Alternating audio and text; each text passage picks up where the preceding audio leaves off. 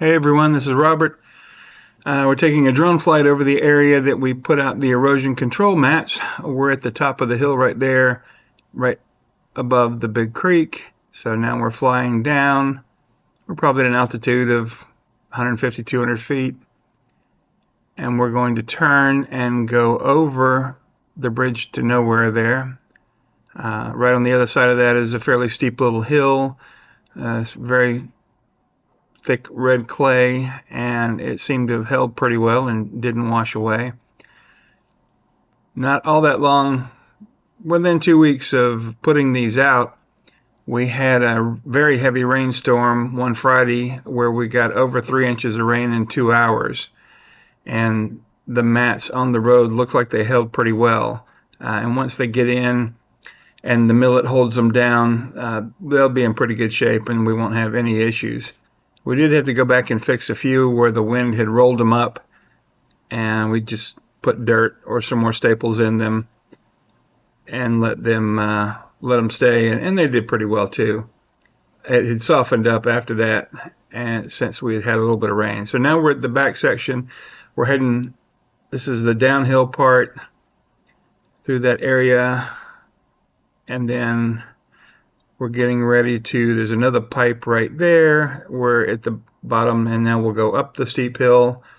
And as you can see, the little bits of green where the millet has come up, and it's mostly come up in the areas where it was disturbed the most by the bulldozer, where he piled up dirt, and that's where the water was able to penetrate the best. And those were probably the areas where you were able to get staples in to hold the mats down. The real hard areas where it couldn't get a staple in, it couldn't get the water to penetrate very much either.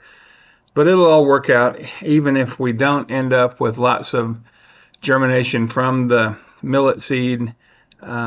Weed seed will blow in on the wind and be caught there in that netting, and rain will drive it down and it'll sprout and take over.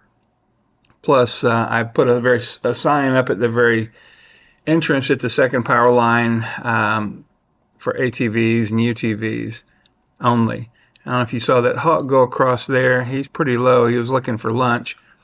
I've had him approach the drones very close, where it's just been a brown blur right in front of the drone where they're checking the drone out, but I guess he doesn't really care today. He must be hungrier. So now we're crossing the streamside management zone again at the Boyd Branch. That's an area where we have to leave trees around the waterways to protect from erosion, also to shade the streams. That's why there's all those trees there. And the same thing with the right hand side where you see the large trees. Those are shading Mill Creek, and those are areas that we'll have to leave the large trees as well. Now in a couple of spots you see where we've had washes down the big hill there from the left to the right. It's really not a big problem.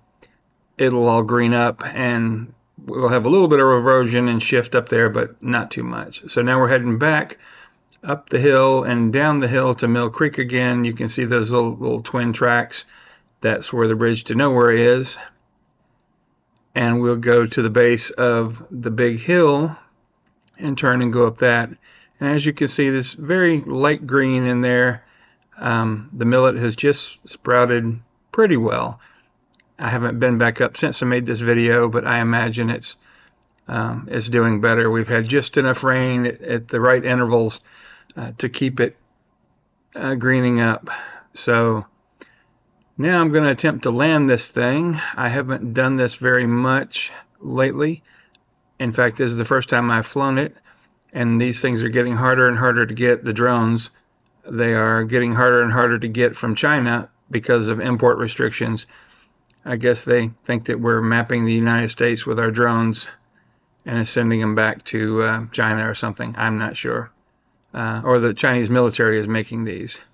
So now we're coming down. Looks like we're going to crash. And now we're at about 5 feet and it sets down, and that's it.